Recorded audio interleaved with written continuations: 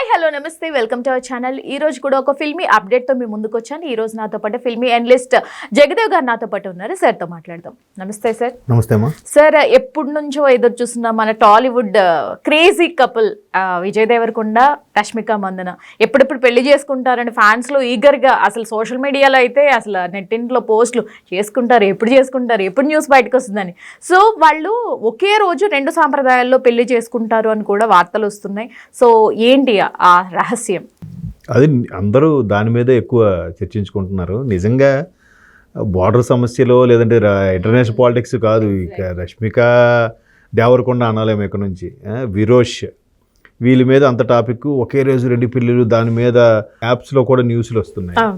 అంటే ఒకటి, ఈయన తెలంగాణ చెందిన వ్యక్తి కాబట్టి తెలంగాణ సంప్రదాయంలో ఒక పెళ్ళి, అంటే తెలంగాణ హిందూ సాంప్రదాయం. రెండోది ఏంటా అని చూస్తే ఏదో కొడవ ఏదో సాంప్రదాయం అంట. అంటే కర్ణాటకకి అలాగే తమిళనాడుకి బార్డర్లో ఒక తెగ అది. అంటే ఆల్మోస్ట్ ఆల్ రకరకాల తెగలు ఉంటాయి ఆ బార్డర్లో ఉండే, దాన్ని ఏమంటారు, ఇంటిగ్రేటెడ్ ఏరియా అది యాక్చువల్గా. అక్కడ ఉండే ఆ తెగకు సంబంధించిన ఒక సంప్రదాయంలో చేసుకోవాలంట. తీరా ఆ సంప్రదాయం ఏంటని చూస్తే అక్కడ పూజారులు ఎవరుండు పెద్దలే ఆశీర్వదిస్తారట.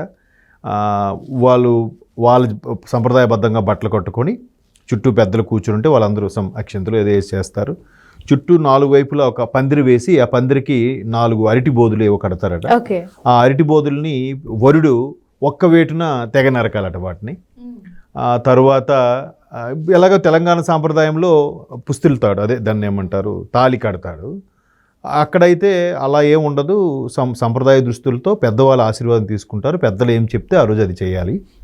తర్వాత భోజనాలకు సంబంధించి మాత్రం అదే పంది మాంసం ఏదో పెడతారంట.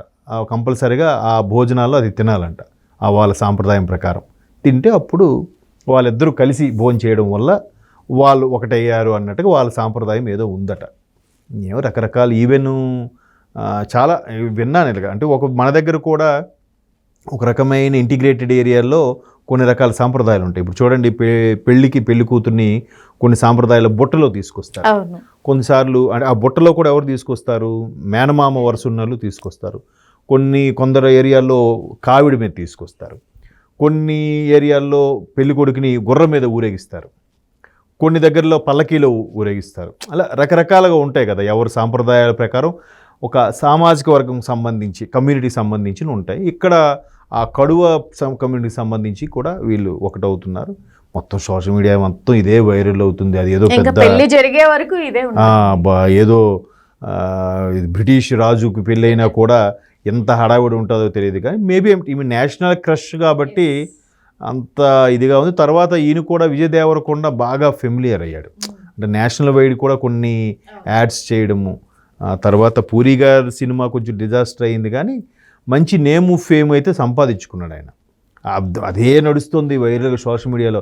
వాళ్ళిద్దరు కలిపి ఆస్తులు ఎంత, వాళ్ళు ఉదయపూర్లో ప్యాలెస్లో చేసుకుంటున్నారు, ప్రముఖులకే ఎంట్రీ ఉంది, 100 మంది గెస్ట్లకే పిలుస్తున్నారు, ఫోన్లో నాట్ అలౌడ్, ఇదేదో చెప్తున్నారులేమో. కొద్దిగా ఉంటుంది ఈ 2 రోజులు హడావిడి, తర్వాత మామూలు. ఫైనల్లీ ఈ కపుల్ అయితే మనం కలిసి బెస్ట్ విషెస్ అయితే ఇద్దాం.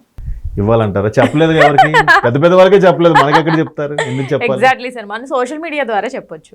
చెప్పండి అయితే. ఓకే, హ్యాపీగా ఉండాలని కోరుకుందాం సార్. తప్పకుండా. Thank you so much.